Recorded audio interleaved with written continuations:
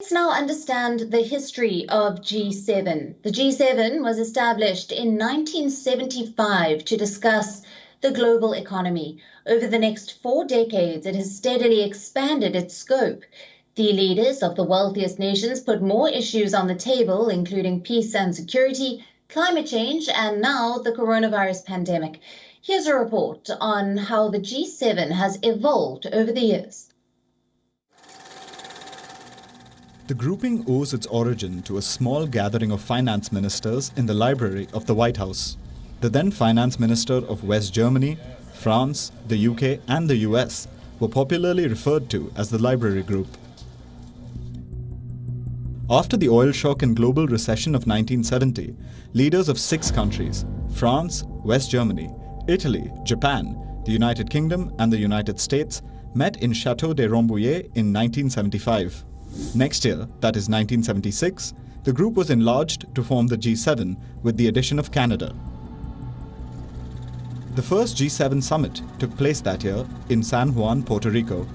The first talks between what was then the European Community and the G7 took place in London as early as 1977.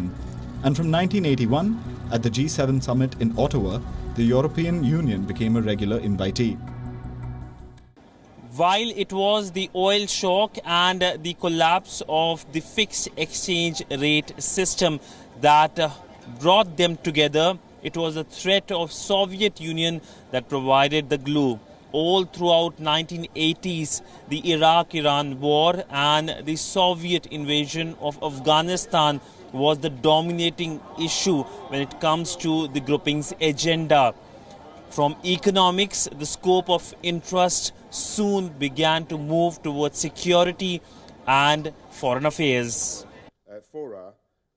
As the Iron Curtain fell, the grouping was quick to reach out to Moscow, and Russia's Gorbachev was invited to attend the G7 London summit in 1991. Down the lane, that is in 1998, Russia became a full member of the grouping. In 2003, India and China were invited to the grouping for the first time.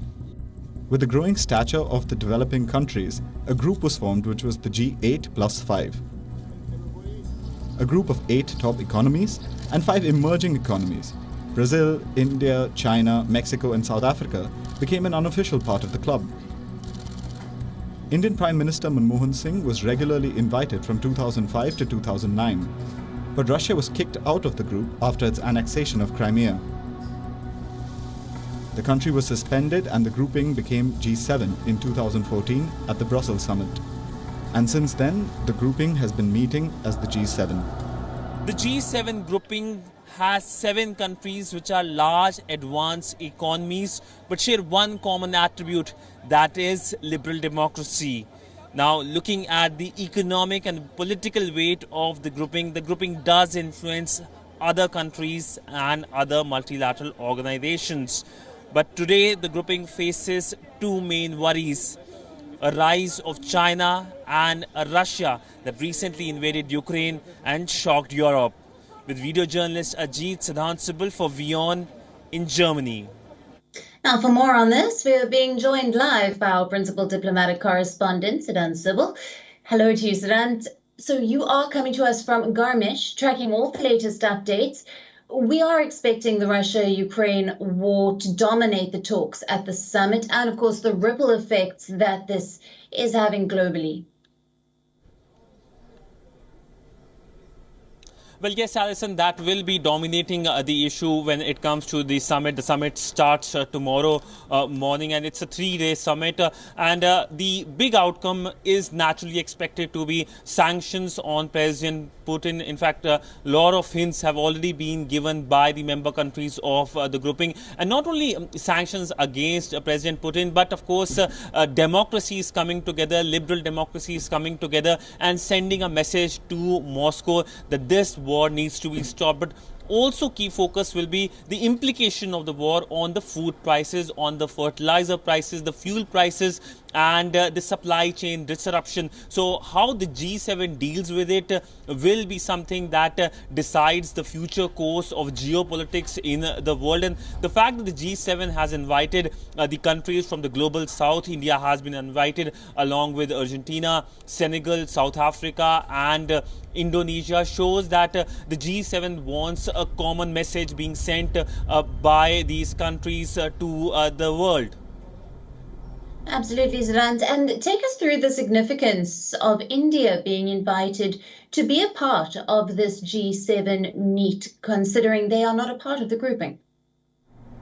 Well, there is an issue right now about the audio, but what I can tell you about the Prime Minister Narendra Modi's visit to Germany will be on the key focus of the G7. Remember that the Indian Prime Minister has been invited in the past for the G7 summits, and this time, of course, focus will be on what the solution India can provide to the world and what India can do for the world. So India's presence is important for the grouping.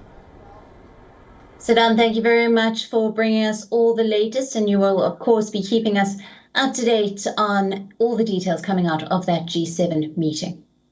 WION, now available in your country. Download the app now. Get all the news on the move.